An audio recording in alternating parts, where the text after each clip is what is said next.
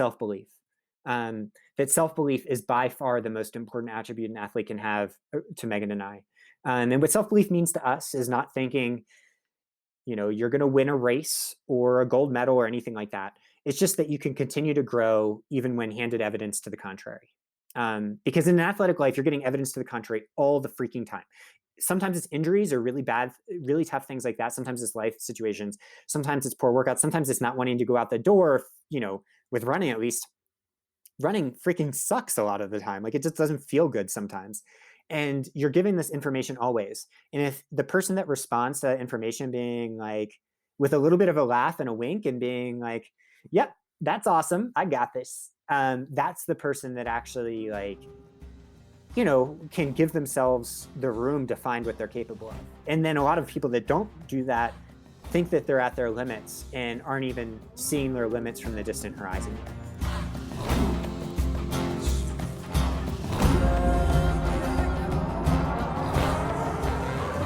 Welcome back to the Yogi Triathlete Podcast. I'm Jess, your host, and this is the place where we share stories of people looking, finding, and living their purpose. With my soulmate and YT's head coach, BJ, by my side, we have successfully birthed over 200 episodes of this podcast, the very podcast that I was so scared to start. But hell, I did it anyway. Our intention is to bring meaningful conversations to the endurance sports world by diving under the surface and having a good, hard look at what's brewing down there. Our experience has been that the challenges of life, desires of the heart, and fears of failure are not reserved for one specific type of athlete, but a common thread for all humans to face and, we believe, overcome. Although our journeys are unique for our individual highest good, the essence of what we traverse while on this earth is exact. I believe that the more we can embody this, the more we will remember our interconnectedness, the more we will develop our compassion muscle, and the more we will be able to embrace the road in each of its steps, because we will know beyond doubt that we are not alone. Thank you for listening in and sharing the show with your community. We will never know the full weight of the trickle effect that BJ and I are creating from the top of Yogi Triathlete, but it never fails to surprise us when we receive a beautiful note from one of our listeners or reach out to a potential guest only to have them tell us that they're a fan of the show. We're 100% listener supported and hoping to stay that way. So if you're loving the show and desiring some extra perks like live weekly yoga classes with BJ and I, get over to patreon.com/yogi triathlete and check out all of the exclusive content just for you. Today, BJ and I are super excited to be chatting with coveted running coach David Roche. With a commitment to unconditional love and support coupled with his process-oriented long-term methodology for athletic fulfillment, David coaches some of the top trail runners in the world. His athletes have taken wins at some of the biggest trail races, including Western States 100 and the infamous Hardrock 100. David is founder of Swap Coaching. He is a 2-time national champion and 3-time member of Team USA, with many wins under his belt at the ultra and sub-ultra distances. David graduated from Columbia University with a degree in environmental science and received a master's degree and law degree from Duke University. In 2018, David and his amazing wife, Meghan, co-authored The Happy Runner, a book that begins with the ultimate finish line for all, death. To say we are excited to bring this amazing coach to you all today is an understatement. As I know some of David's athletes, and we have done our homework leading into this interview, I can confidently say that we speak the same language when it comes to coaching and life philosophy. My hope is that we can break down some of this for you all to digest and create a healthier, happier environment for your life and your sport today. David Roche, welcome to the show. Thank you so much for having me. After that, I feel so peaceful and loved and centered. I'm like, that. I was thinking while you were saying that like the feeling that you just gave me is exactly what I hope to try to convey to like the world, So that was amazing. And I feel like everything is aligned right now. So thank you. Well, thanks for being here. It's been, you've been on our radar for a while. You've been on a sticky note on our cabinet that says Boulder interviews, and you've been on there. But, this quarantine has given so many gifts to us, like too many that I can't even count at this point.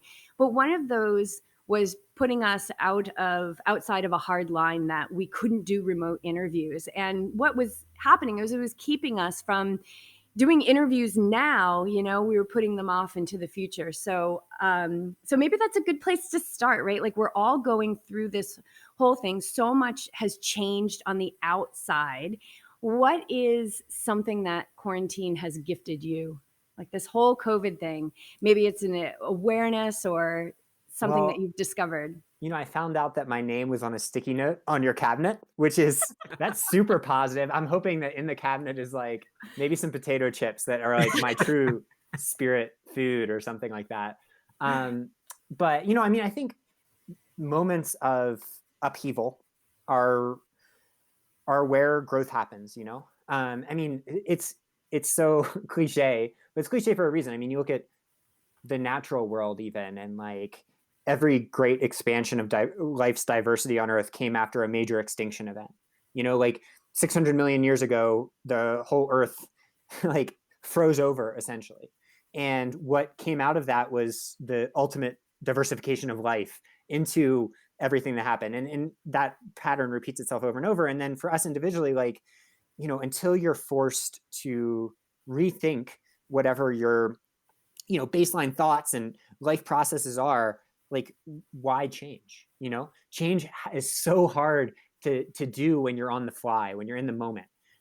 So COVID's been great for that. And then I'm not sure when this comes out, but we're recording this in the midst of the reckoning that our country is going under with racial issues too. And it's so positive that it's happening now, I think, because now is a time when a lot of people are rethinking maybe the way that they've lived their lives and their decisions and things. And we're not just trying to rush to get moment to moment for most of us right now. So yeah, I mean, upheaval feels weird. It's uncentering. It feels it's strange, but I think a lot of people are going to look back at this time and be like, wow, that's actually where I grew the most. Mm.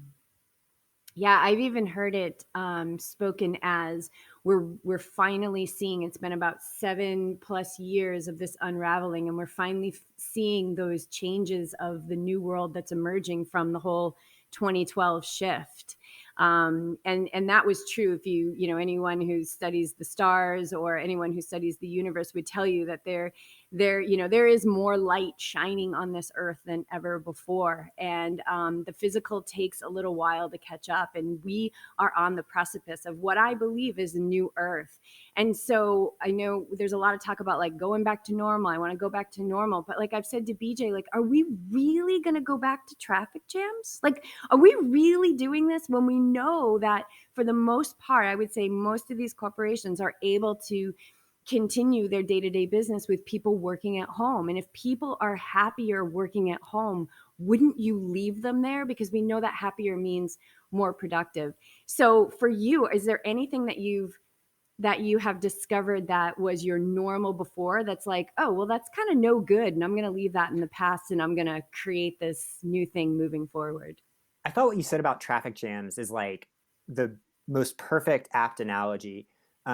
Because I mean, realistically, like if we if we broaden out traffic jams to include like life obstacles that are ultimately ridiculous, the more you think about them, like basically life can't go on without those things. Like, I mean, everything kind of is like that, outside of in a lived experience. We can have these lofty ideals about maybe how we're lifting others up or how we're being mindful and present, but we're still gonna like have traffic jams and like the toilet's gonna get clogged. And what about the septic tank? An issue that we faced recently, and all these other things. And I think, what the reflection that I really had with all of this is like, um, so comedian Pete Holmes, who I love, he's talking specifically about traffic jams, said that like that is the moment that he finds the most opportunity because what he says in that moment is yes, thank you. Like, so turning toward those things that might seem ridiculous or inconvenient, and instead of being resentful or whatever, trying to express gratitude towards those things, not just gratitude towards the things that maybe are more apparent or evident in your life, but to the things that, like, I mean, maybe one place where I think I grew in this time was So with Megan, my wife, like this time's been different for a lot of relationships. And one thing I reflected on that in the moment is like, with her in particular, is like thinking differently than I do, even on something pretty fundamental, like the yes, thank you, or something like that. That does not mean that it's wrong, right? That I need to be more okay with like not like the like thoughts coming from all different places and being 100% like that's freaking awesome too. And not that I need to necessarily rethink everything, but that you know, we're all allowed to have totally different perspectives on all these different things. And it goes with COVID and the lockdowns and all that too. Like, you know, some people might find they love working at home, and other people might be like, I can't wait to get back to some more structure in my life. And, you know, the person that reads Buddhist teachings within me would want to be like, well, what is the structure all about anyway? But then, I think what it's the ultimate lesson for me is that like diversity of experience is what is so rich about having like society and not just living life in a simulation. Yeah, it's the waking up, this waking up, shaking up and waking up. And I think those that grab hold of this opportunity, that really question exactly what you're talking about, like what is the structure? Like why is it that I'm craving going back to the office? Why is it I'm craving to get back to the track now? Why, like what is it about the track? I've been doing these workouts on a dirt road, and I've been enjoying it. So what is it about the relationship to the track that is stimulating this? Because I'm a triathlete and all the pools are closed, but there's a lagoon a mile down the road, and we've been living here for 4 years, and I've been hesitant to go in there. Right now, I can't get out of there. Like it's. So you're swimming in a lagoon right now? I'm swimming in a lagoon every other day. Yeah. I'm imagining there being like swamp creatures in there. Great. Thank you. Yeah. Just so you know, like that little tickle you feel at like 50 meters, actually a very evil finger. It's not good. It's not seaweed. Not seaweed. Yeah. Great. I'm going there this afternoon. But I love that. I love that piece of it too. The unknown, it's asking all of us to really get curious about the thoughts that we have about certain things, the stories we have. And you've talked about that before, like these stories, like, writing your story and creating it. But also we've got this baggage of stories that, man, we're just dragging this thing around with us and celebrating our limitations and shouting it to the hilltops. I think the people that have been able to sit at home for a while and maybe not gone to the office have started to question that stuff, because in the office atmosphere, everybody jumps on board, right? It doesn't have to be an office. It can be, your community, your group meeting, whatever. But now it's that time to take opportunity with the stillness. Yeah. And I find that a lot of the athletes that we work with, that we've heard from, and people from social media, like the stillness is challenging. Why do you think it's so challenging to sit still? Well, I mean, I think so. Especially these athletes. The show The Good Place. There was if you've never seen it, it's amazing. But there was a quote in there, or there's like a moment in there where this creature that's like ultimate, like I don't know what you call him, but he's a demon, so he's immortal, let's say, and he has to reckon with the feelings of mortality. And he just goes through this ultimate psychotic break where he's just like screaming the whole time. And they're like, that's what humans feel like all the time when they think about it. So, if you want to say in like a positive way, like the way we always say is like stardust with delusions of grandeur. And if you want to say it in a negative way, or like maybe a more morbid way, rapidly aging meat sacks. But either way, once you stop having things that distract you, I think it becomes more and more like easy to think about those things and like your role in the bigger picture, and that can be liberating, and it can also be freaking horrifying. And I think it's often both at once. And so in the like stillness, in the quiet moments, it's when, you might have, you might feel like you're on a path to enlightenment sometimes, and other times you might feel like, you're on a path to nihilism and really like you're a disconnect from your own self-worth or worth of anything. And what we try to encourage athletes is like all of that is the same path. And then athletic life is like the ultimate in being able to, you know, discern like the little ribbons of trail that you might not even see there. Because, you know, what is an athletic life other than becoming comfortable with these ideas of failure and breakdown and all this other stuff? So yeah, we try to encourage those types of like thoughts, reflections constantly with athletes, not in like a spiritual way, because we're not necessarily fluent in that language all the time, more in just like a practical way. Like, tell me about what you're feeling. Let's talk about it. Not like, I don't care what your splits were. I care about like how you're feeling about yourself right now.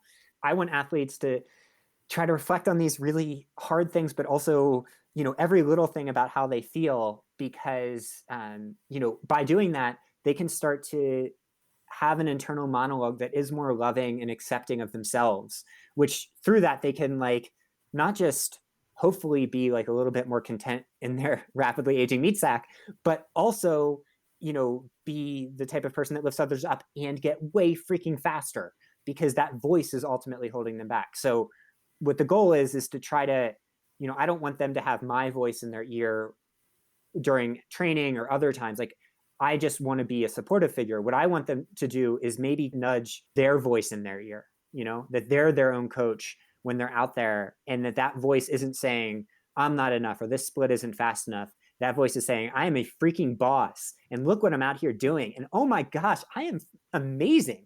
And from that, it takes a lot of the weight off. I think when we keep this stuff, when we keep this voice inside of our head just for us,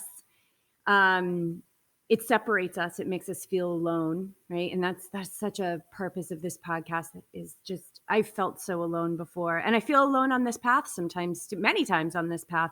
And then I remember, you know, that we're all in these human bodies, and we're all really traversing at the essence the same exact kind of feelings. And when we start to talk about them, we process them, right? We process them. We are entrusting them with somebody who's going to receive them in a non-judgmental way, like a coach.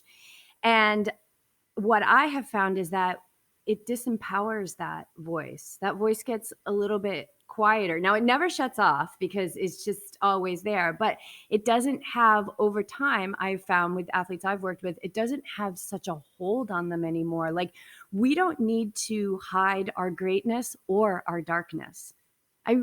Let's stop hiding those things. We're all reflecting one another, and we've all got the light and the dark, because that's how this world is. That's how this world exists. And we're not going to change that. But boy, we can start shining a light on the dark, and we can disempower it. And I do believe that makes us faster. I do believe it makes us better at achieving our goals and having trustful relationships with our coaches and our loved ones and ourselves. Yeah, huge. I love that. I mean, it reminds me of I keep referencing like random things at the start of my answers. I don't know why you're inspiring like a bunch of different neuronal connections, I guess. But I think it's Phoebe Ryan. I'm not sure, but she has a song that's essentially like, you know, the message is, I love your darkness, or anything. And that's like what Meghan and I hope to put out into the world as much as possible, is like, it's not that we love people that are like puppy unicorns, like a shorthand that people on our team have thrown around for like, you know, like a lightness, carefree laughter about everything.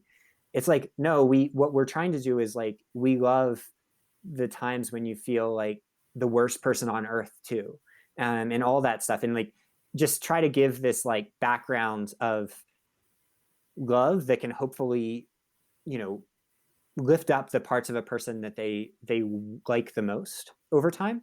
And then also do it for ourselves. I mean, you know, we're both doing our own stuff. So, you know, I know you guys have a dog there next to you recording, and like, such obviously life looks different in the eyes of a human and a dog. But man, you see a dog go through life and it's like, yeah, you know, and then I'm stressing about like some tax form. And I'm like, God, I'm wasting some time right now, aren't I? You know, I came home from my run this morning, and we just moved into a new place. It's a little studio, and it has a loft, which is new. So stairs are new to Clark. And I came home from my run, and, because it's a big deal when you come home, right? So I want to savor that as much as possible. I love to soak up his love. And I kind of snuck in, and I was like, oh my gosh, he's upstairs. And I went upstairs, and there he is on the bed, just like showing me his belly and burying his head and doing all these ridiculously cute things. And he's like, I am such a good boy because I'm laying in bed. And how many athletes are like, I'm so lazy. I should really get out. I should really. And so if anybody has a dog, like, watch these things, like, he's just so proud of himself for lying in bed, and I'm proud of him for not eating another book. But I love the innocence of that. And I think we all need to remember a little bit of that as well. We do have that purity within ourselves. And the more we shine a light on it, the more we are loving our darkness. There's a book by Matt Kahn. I haven't read it, but it's, whatever it is, love it. I think that's the name of it. Whatever it is, love it. And that's it, man. I think love is the way. And I also think that love is badass. I think loving what you do and loving your sport and loving your body and loving yourself is a high level of intelligence, and a beautiful way to walk this earth as the example of really what we all dream to see more of. I love that.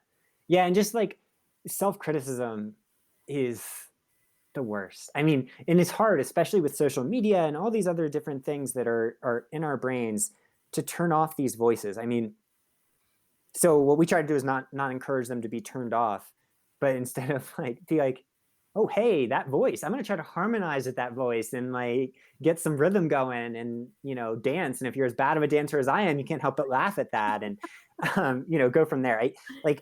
I basically think, outside of some horrid humans that do exist, like, most people are just doing the best with the information they have and coming to different places. And, I just, because it's fresh on the brain, you're talking about Black Lives Matter and stuff, like, the people that respond I wrote an article yesterday about the subject, and the people that respond negatively, it's like,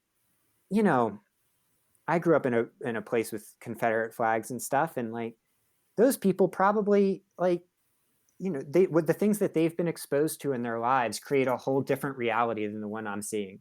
And that doesn't mean, like, in the compassion, like, there needs to be change in those people. But it also indicates that, like, if we can just try as hard as we can to not just view the world through other shoes, like, not just go beyond empathy, and to be like, I can't fully understand that person's experiences because I haven't lived their experiences.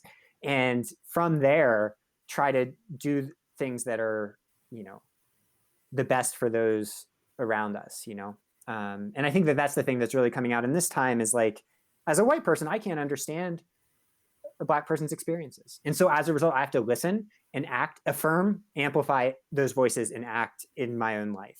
And yeah, so in other words, hopefully, it's a long way from self-criticism, but the idea being that, like, all of our crap, it doesn't come from nowhere, right? It's coming from somewhere. And if we can find out, and with love, like, where that place is, and then grab some supporters and open up, shine a light in the tunnel, then it just gets, I don't know, it just gets way easier. It does. It's just not, it just doesn't have that power anymore over us. It's not, because it comes in as truth. And I think that that's the first thing to question, is like, is this true? Is this true? Oh man, I ask that all, like, when I feel that sharp, like, oh, that judgment that is so righteous, that is so like, oh, I have this and nobody else has, like, I have got the answer, and it's because this person is doing this wrong. And I'm always like, immediately like, oh yeah, that's dark. Okay. Is it true? Is it true? No, it's not true. But it feels good. Oh my God. Yeah. Oh Yeah. it's like it's this sick satisfaction, but you got to shine that light. Like, is it true? Like, just start to question these things. And I think, the things that I have faced in my life that are fearful, when I question them, when I look at them, when I don't hide from them, when I don't take my eyes away from something that's very disturbing, but I feel is very important for me to see, and I feel all of that emotion, it's never as scary. Yeah. It's, you know, when you're just looking for the truth of what it is, it, it doesn't have such a huge presence anymore, you Yeah. know, in your That's life. so beautiful. Yeah. Fear. I mean, I think a lot of it just comes down to fear. The fear for an athlete, I mean, there's so many different elements of that, from the daily, like, will I be able to do what I'm setting out to do today, to like the long term, like, where does my potential lie, or anything like that, to like the really long term and be like, what is the point at all?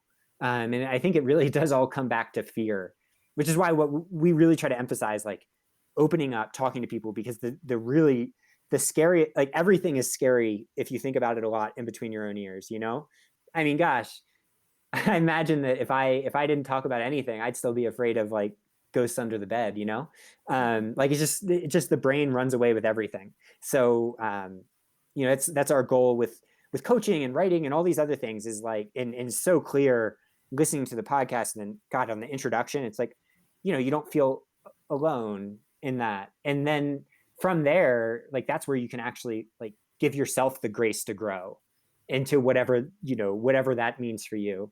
So yeah, maybe you just made me think that maybe a lot of what I'm trying to do is put some put some aloe on my own fear by trying to help take some of other people's away from them.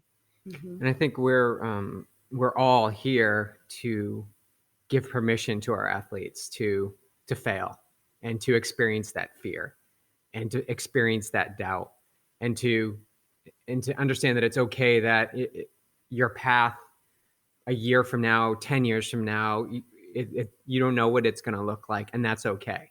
And yeah, you can look to us, we've done some work, we've traveled some miles, but that's just one perspective and one experience. In our confidence and in our ability to guide people, I don't like to say help anymore. I'm kind of not feeling good with that.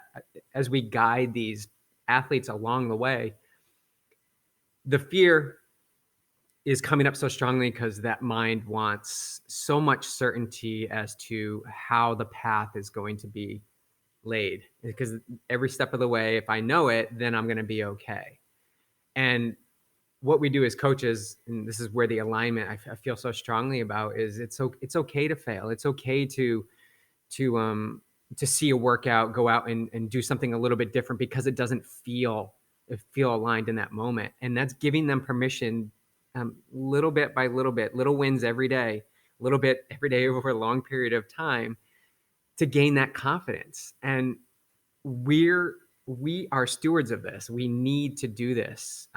And I'm finding myself opening up to the hard lines that I would have, to be more gray, to have it be like a fade. Like, it's okay if these intervals don't go the way they're supposed to.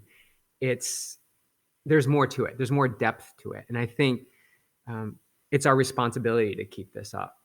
I love it. Yeah, I mean, granted, I think COVID changed things a little, but before, one of the metrics that Meghan and I always talked about for our ultimate success is how many people quit their jobs on the team. Yes. Yeah. So like, what we always say is like, shoot your shot. It's a quote from that is really drawn home by Shea Serrano, an amazing author of some great books, but that are all there. I mean, it's not about like this type of thing, but he's just like, shoot your shot today, whatever that means. Like, if you're a basketball fan, he talks about like Steph Curry coming across half court and shooting from 35 feet. Like, so many people go through life without that. And what we want athletes to do is shoot the shot in everything in life, with, the relationship you're not sure of, with the job stuff, with running for sure, because that's like the ultimate low stakes setting, but everything.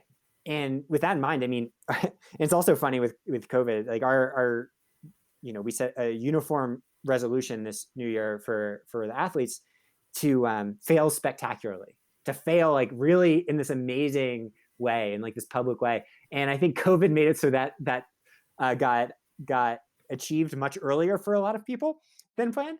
But yeah, I mean, we want people jacking up 3-pointers from 35 feet. We don't want them to wait for the layup from 3 feet away.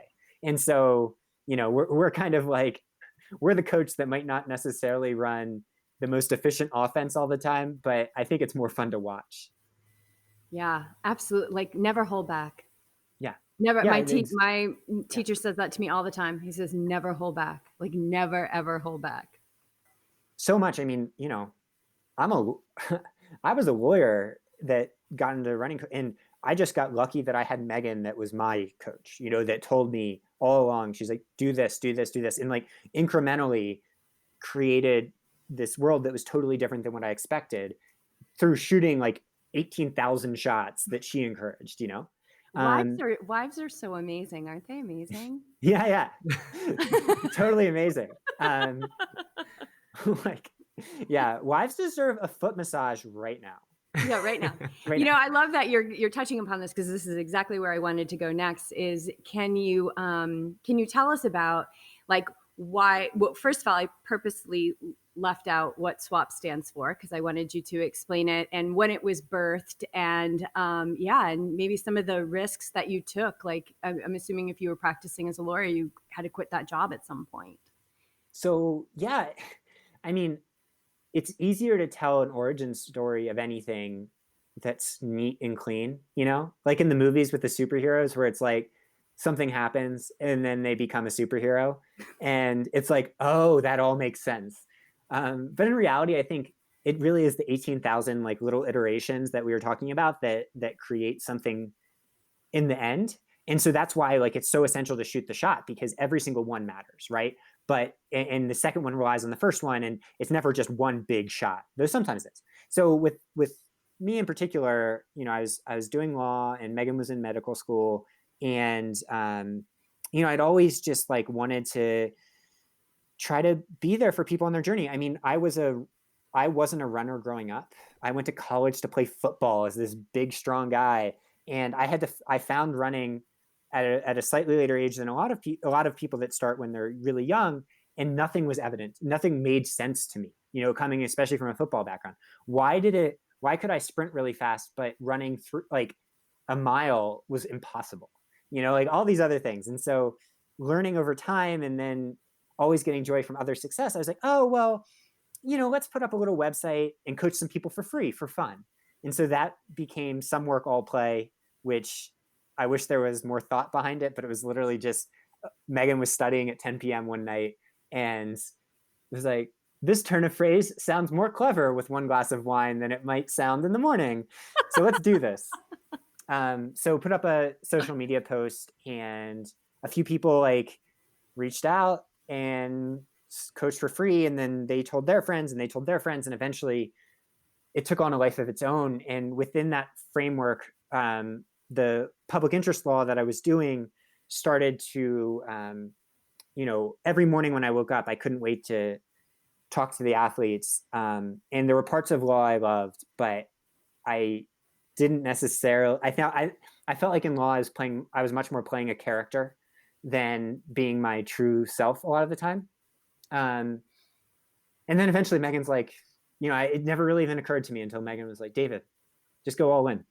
And that led to what it's become. But I mean, it all relies on the athletes that took chances early on, especially when they were taking chances on like, I'm not sure, me, I guess, like as a person. But and even to this day, I mean, there was one athlete that she's like a 45-year-old woman who's amazing. She ran a half marathon PR, and within the half marathon set her 10K PR she's 45 on day 2,500 of her training log.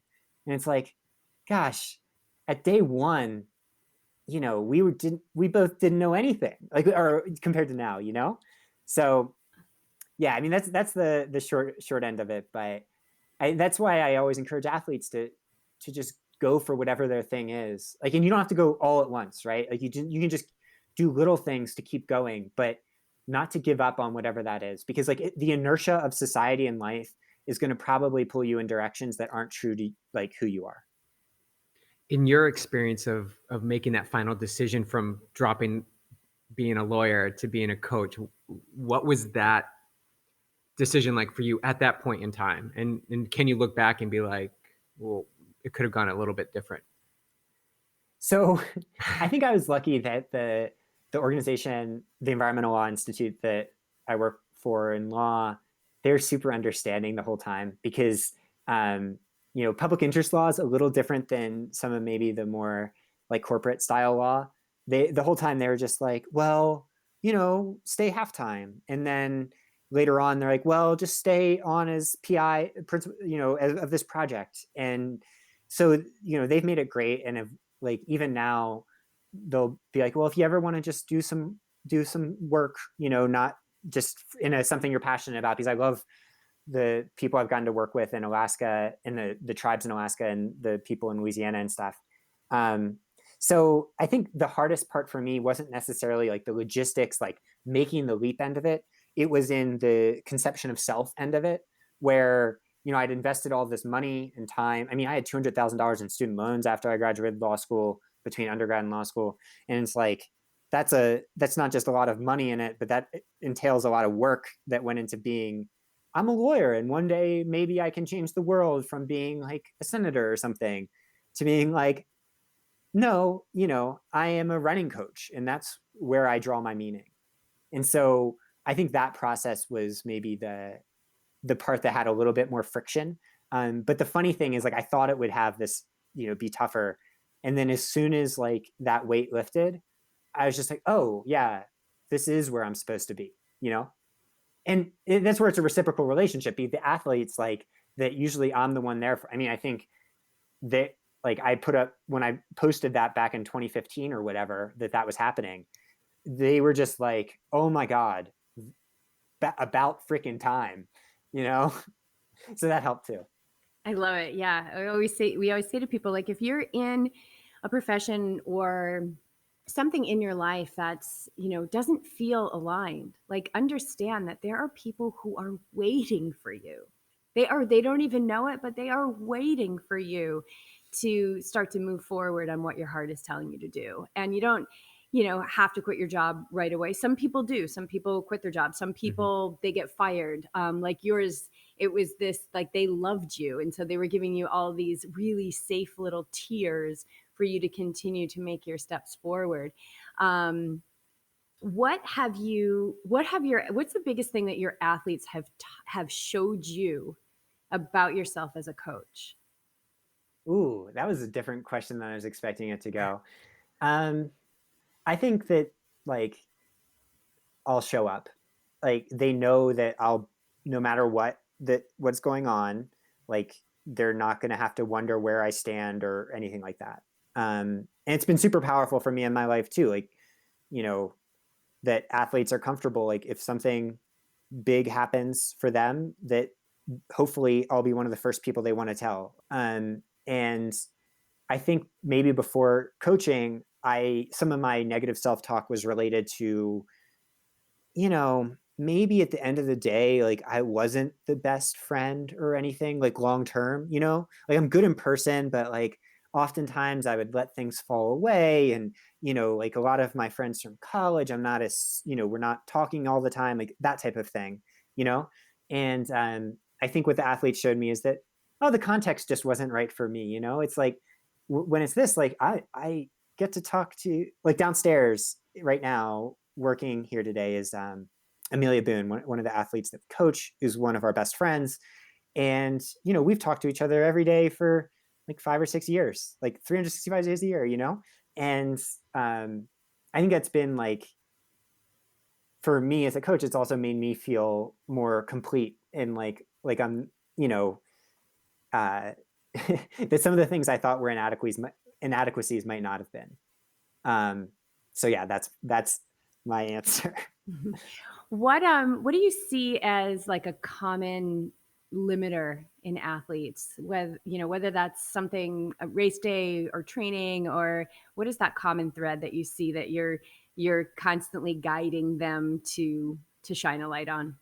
So I'll do 2 answers here. The first one's going to be up in the clouds, and then the second one's going to be more like methodological.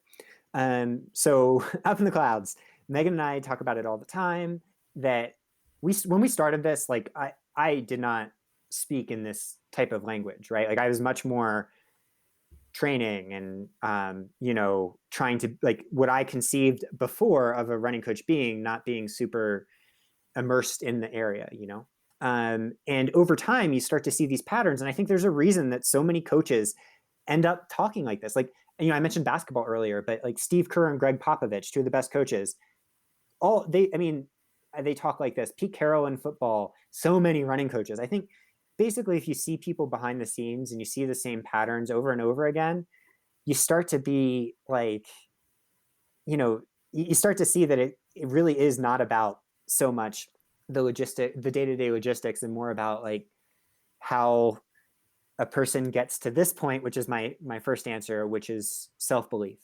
That self-belief is by far the most important attribute an athlete can have, to Meghan and I. And what self-belief means to us is not thinking, you're going to win a race or a gold medal or anything like that. It's just that you can continue to grow even when handed evidence to the contrary. Because in an athletic life, you're getting evidence to the contrary all the freaking time. Sometimes it's injuries or really bad, really tough things like that. Sometimes it's life situations. Sometimes it's poor workouts. Sometimes it's not wanting to go out the door, with running at least. Running freaking sucks a lot of the time. Like, it just doesn't feel good sometimes. And you're giving this information always. And if the person that responds to that information being like, with a little bit of a laugh and a wink and being like, yep, that's awesome, I got this. That's the person that actually can give themselves the room to find what they're capable of. And then a lot of people that don't do that think that they're at their limits and aren't even seeing their limits from the distant horizon yet. What that means in practice is like the courage to show up over and over and over again and give yourself the chance. And if it doesn't work out, give yourself a chance again, and just keep doing that, because that's like the magic of an athletic life. So yeah, self-belief is where it's at for there. And then the methodological thing just for runners is that like a lot of runners overemphasize aerobic power, things like that, or essentially training like a cyclist for running. And what's really important in running is the biomechanical and neuromuscular efficiency of actually being able to put out a lot of power and go fast. So, we're really known for hill strides and things like that. But, our training approach is really focused on not grinding a person down with like longer intervals and things too much. I mean, that is a part of every training system.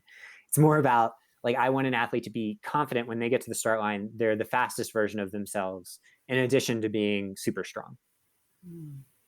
So not necessarily someone training for a marathon being able to go out and run consistently 3 or 4 hours slogging along, more so running an hour, maybe 90 minutes with more specific power, hill strides. And for sure. But I mean, it can be even much, much more narrow than that. Like, I want an athlete to be like, if they get to a soccer field and they're like, that they can run from one end of the soccer field to the other without sprinting super freaking fast. And that seems like it doesn't distribute to other events. But, we've gathered so much data over time. Meghan's an expert on this stuff. And what we've seen is that top end sustainable speed, so not sprinting, but like that relaxed fast effort correlates down all the way to 100 miles and possibly even like 200. It's crazy. And it makes sense intuitively if you draw it out, like some of the physiological systems involved. But yeah, I mean, I think the ability to actually be confident in your speed and power makes it so that everything else you do that is sub threshold, it takes way less effort. So it all gets back to running economy. I like that, because I like the confidence in your ability for power versus the attachment to your ability to run power. I like the confidence. That word to me says so much more about you as a person.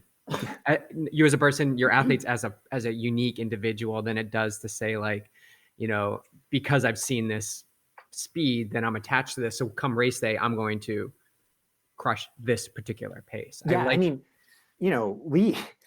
I think maybe partially because like I came from other sports, and Meghan played field hockey in college and was a superstar at times, like we like to talk in the language of like swag. Like, you're out there, I want you to have swag as an athlete. Like, I don't care if you're walking 30-minute miles. Like, I want you to be like, I love me some me. I am freaking awesome. And, encouraging that mindset towards not just like the general approach, but also the specifics of like your capabilities. And, our training approach hopefully backs that up too. But often we find that like the athlete that can truly embody that, then they're actually able to see what they're capable of. Like, you mentioned that we've coached someone that multiple athletes that have won Western States. And so last year, Claire, one of our best friends who won Western States, like we had dinner with her the night before, or lunch with her or something the night before. And it's just like, oh yeah, she's going to win tomorrow. Yeah, she's going to win. Not because she was cocky or anything like that. That's the opposite of her personality. But for her, swag manifested as peace. She was just like 100% just chill, ready to go. That was her swag. But for other people, swag is like, like really like pumping chest, or beating their chest, or feeling anxious, or any of this other stuff.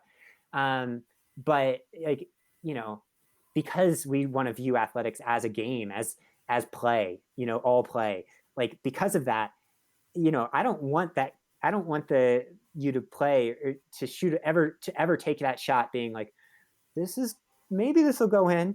I want you to be like, this is going in. And then when it airballs, be like, next one's going in. So that's what we're trying to encourage. I was just, I just did Bryce Canyon last weekend, and I met this girl early on, and we were running, and, like, what's your name? And, we were kind of running together, and she said, well, this is my first 50 miler. I hope I can finish it. I don't think I can. And I said, whoa, sister, like, pump the brakes on that kind of languaging. It's not going to help you. And she was like, oh, you're so right. I said, so anytime that comes up, maybe just look up at the sky, or maybe just touch a tree, or just take a breath and get yourself back into a space where, maybe you can reach for some more helpful thoughts, or just get yourself calm. And then when Beej came, and he was pacing me for the last part of it, and then I saw her as I was coming out of a very difficult section, and she was standing there talking to people, and I'm like, oh my God, this girl, like, somebody needs to put a rocket in her pants. And then of course I looked, and she didn't finish the race, and I was like, oh. So yeah, we got to watch those words that we use. And when you talked about Claire, it's just being like that peaceful, like, yeah, I've got it. It's not a cockiness. It's a knowing. Like, she had this knowingness, and it's not like I've heard you break this down on Candace's. I heard the interview with you and Claire on Candace's podcast. I loved it. And I mean, what an exciting race and finish. And as a coach, like, was that one of your most incredible moments? And for people who don't know, can you kind of give a breakdown of what happened there? So for sure. So Western States 100 last year, it's kind of, it's the biggest US race in trail and ultra running. And it's a big deal, like, outside of just the prestige of it. I mean, this is people's livelihoods at stake, so once you get to this level, you're starting to think about, like, it starts to become a lot more like the basketball analogy we talked about, where it's not, it is play, but a lot of your brain wants to make it something much greater than that. So I'll just fast forward to the race itself. I mean, Claire came in and she was super fit, but there were really amazing women in that race. And so it's a normal day, it's super hot. I'm out there watching her, and at mile 60, so way into the race at Forest Hill, this famous aid station, she comes in there, and she's a good bit behind at that point, the woman that's leading. She's like 40 minutes behind. And Claire comes into the aid station just like as only Claire can. If you need to watch, I actually think there's a video of this online where it's a million miles an hour. Claire, her brain is on fire. She's rattling off jokes. She's moving real fast. It's like a mix of this manic energy mixed with calm and strength. It's just very unique to her. And after she leaves the aid station, I remember I was like shoveling rice into her mouth at one point, because I was like, eat this, get something in like more substantive. As she leaves the aid station, Meghan turned to me and was like, oh yeah, she's going to win. Like, it's just, it's just that was like, that is her power, comes from that feeling. And so long story short, Claire gets to, late in the race, she's winning. She's running one of the fastest times ever. And with 5 miles to go, a woman comes up from behind, a headlamp comes up from behind, one of the best runners in the world, Brittany Peterson. And, at that moment, I think it's like the ultimate test, because at mile 95, it's not like no one has anything left, right? Like, your body is done. and what happens at that point. And what adds the extra layer is 2 years before, Claire was at that exact aid station, having at the time one of the races of her life, when she had to drop out, like, even though she was all the way at the front of the race because of a knee injury that appeared. So, it's this moment where it's like you're facing your metaphorical demons, your historical demons, and then a literal speed demon chasing you and catching you. And so I was standing at the track, which is where it finishes, trying to track, but you can't really tell what's going on. And, everyone at this point is like freaking out. And so Claire, we're just like, whoa, what's happening? And then I get a text from an athlete that's out on the course in the middle of the night, at the top of the big climb. The text is 10 minutes earlier than I ever could have expected. Said, Claire has just run the fastest 5 miles in the history of this race, by not just a little bit, by a lot. In that 5 miles, she set the all-time Strava segment record, like, including for people that just run it fresh. And this is up to Auburn, so like a normal segment record. And I think that was just a triumph of her as a human, as much as anything. I mean, she ended up winning by about 10 minutes and running one of the fastest times ever. But I think it also just shows the work she had done between 2017 and 2019 to be fully comfortable with who she was and the place she was at, so that she knew when that happened, like, she was going all in, but it wasn't going all in with like the opportunity to, like, it's either you win or you bust, and it doesn't matter. It's like you win or you win. Like, she was at that point. And so, yeah, I cried a lot that night. That's amazing. And it's all because of those 4 times 30-second strides, isn't it? Exactly. Yeah. And I mean, I think a lot of it does get back to, like, the whole team had a really good day that race. And, we generally, I mean, we train a lot, like, but it's less mileage than a lot of people would assume that 100-mile racers do. It's less than a really elite road marathoner would do, for example, for those types of things. I think a lot of it's just about getting to a place where you're really confident in your strength, and in strength also meaning speed, and supporting that confidence over multiple training cycles so that an athlete can continue progressing. So, yeah. That being said, I might even said this on that podcast, I can't remember, but a random number generator could coach Claire as long as it doesn't hurt her. Let's dive in just a little bit to these strides, because I know you're a big believer in them. BJ's a big believer in them, and I think that there's a lot of athletes that are like, it's not on their brain. They'll be, oh, I didn't even do this stride, or it's not enough, or they just don't think it's worth it. And I know that there's some science behind it. So can you just explain what the strides are and why they're so dang important? So I think it's tempting to view running or any of these sports as aerobically driven. And I don't think they're aerobically driven. I mean, there's obviously an aerobic base that's essential and that plays a huge role. But I think often it's very easy to neglect the neuromuscular biomechanical feedbacks that then play into aerobic adaptation. So Lance Armstrong, with all the drugs available to man and horse, finished 40 minutes behind the world record marathon, at the peak of his powers when he stopped the tour and ran New York City. So, like, as the strongest aerobic athlete that's ever lived, with all that entails for him, like, he was still that slow. So what's the offset there? And that happens with a lot of cyclists. What's the offset? The offset is neuromuscular, biomechanical, musculoskeletal, and so what we want to do is we want to create a positive feedback loop where you develop the lowest hanging fruit, which is neuromuscular, actually the brain learning what it feels like to go fast, and understanding how high output translates to running sustainable speed. Then the body adapts to that biomechanically, improves form, also changes an athlete from the cellular level on up. And then once you feed that back into aerobic development, you're able to get an athlete that, with the same amount of energy use, is able to go substantially faster. And that's the holy grail for us. Like, if we had to summarize what our training's about in one little thing, it's just, let's improve running economy. Let's make faster running feel easier and take less energy over time. And so there's a lot of studies to back it up, but I feel like it's almost better to avoid that because a lot of the studies don't look at long-term trajectories anyway. So it's kind of disingenuous of me to pick and choose studies that back me up when they're all 6 to 12 weeks anyway. What we found is that, the aerobic adaptations are often pretty darn capped unless the athlete raises that ability to put out output over and over and over again.